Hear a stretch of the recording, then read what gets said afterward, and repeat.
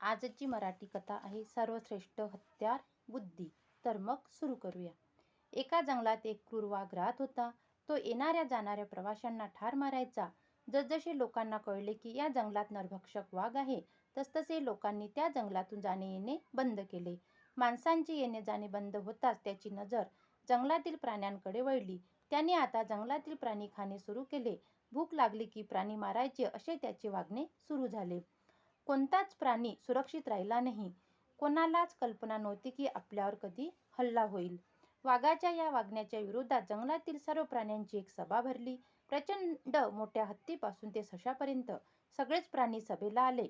या सभेचा प्रमुख हत्ती होता. हत्तीने सभेला सुरुवात केली. हत्ती म्हणाला, मित्रांनो, तुम्हाला कल्पना आहेच की आपण ही सभा का बोलवली आहे. आपण सगळे जीवन मृत्यूच्या सीमारेषेवर आहोत. आपल्याला काहीच कल्पना नाही की आपले जीवन कधी संपणार आहे. ही वेळ आपण सगळ्यांनी एकत्र येऊन विचार करण्याची आहे. आपण सगळे या संकटाला कसे तोंड देणार. एवढ्यात एक मोर उडत उडत आला. हत्तीची क्षमा मागून तो म्हणाला, मला असे वाटते की रोज वाघाकडे एक जनावर शिकार म्हणून जाईल.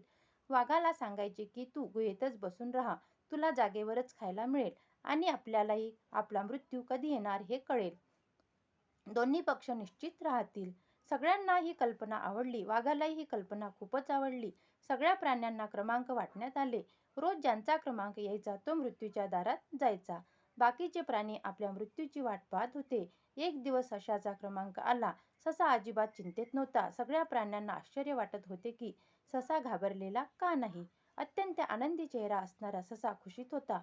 खरं म्हणजे मृत्यूचा क्रमांक मिळाल्यापासूनच सशाचे विचारचक्र सुरू झाले होते. त्याने आपले जीवन वाचविण्याची युक्ती शोधून काढली. एके दिवशी तो जंगलात फिरत असताना एका जुन्या विहिरीजवळ गेला होता. त्याने विहिरीतच डोकावून पाहिले. त्याला पाण्यात स्वतःचे प्रतिबिंब दिसले. त्याला हे बघताच एक विलक्षण युक्ती सुचली. वाघाला धडा शिकविण्याची कल्पना त्याच्या डोक्यात आली. तो ज्या दिवसाची वाट पाहत होता तो दिवस अखेर उजाडला.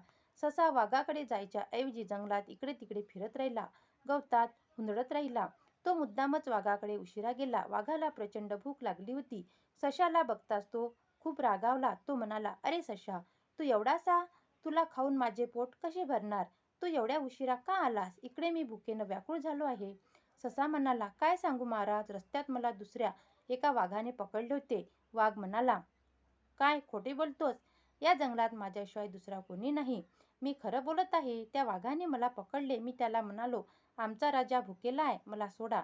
त्यावर तो म्हणाला, त्या मूर्खाला सांग की लवकरात लवकर हे जंगल सोडून जा. सशाने खोटी तिखटमीठ लावून गोष्ट सांगितली. काय. वाघाचे तोंड लालबुंद झाले. शरीर थरथर करू लागले. त्याने मला मूर्ख म्हटले. मी त्याला जिवंत सोडणार नाही. तू मला लवकर त्याच्याकडे घेऊन चल. या जंगलात एकच वाघ राहणार, दुसरा वाघ राहणार नाही. ठीक आहे महाराज, चला. ससा आनंदाने म्हणाला. त्याला स्वतःच्या बुद्धिमत्तेवर विश्वास होता. जंगलातल्या सगळ्यांच प्राण्यांना एक मूर्ख वाघापासून आज मुक्ती मिळणार होती. ससा त्याला जुन्या विहिरीपाशी घेऊन आला. त्याने सर्वत्र नजर फिरवली. त्याला कुठेच वाघ दिसला नाही. अरे मूर्खा, कुठे आहे वाघ. मला फसवतोस काय. वाघ म्हणाला, नाही नाही महाराज, मी खोटं बोलत नाही. मी त्याला स्वतःच्या डोळ्यांनी पाहिलं आहे. ससा म्हणाला, मग कुठे आहे तो. वाघाने विचारले. बहुतेक तुम्हाला बघून विहिरीत लपला आहे. ससा म्हणाला, मी त्याला सोडणार नाही. विहिरीत लपला तरी मी त्याला सोडणार नाही. वाघ म्हणाला. ससा त्याला विहिरीपाशी घेऊन गेला. म्हणाला, बघा महाराज, तुम्हाला बघून तो लपला आहे. तुम्हाला धोक्याने मारायचा विचार करीत आहे. बघा महाराज, तुम्हाला बघून तो लपलाय. तुम्हाला धोक्याने मारायचा त्याने विचार आहे. वाघाने विहिरीत डोकावल्यावर त्याला स्वतःचेच प्रतिबिंब दिसले. वाघ मुळातच मूर्ख होता. त्याला वाटले की खरोखरच वाघ आहे. त्याने तत्काळ उडी मारली आणि थोड्या वेळाने तो मरण पावला. ससा म्हणाला, बुद्धी हेच सर्वश्रेष्ठ हत्यार आहे. ससा पळत आला. त्याने अन्य प्राण्यांना विचारले, अरे तू परत कसा आलास.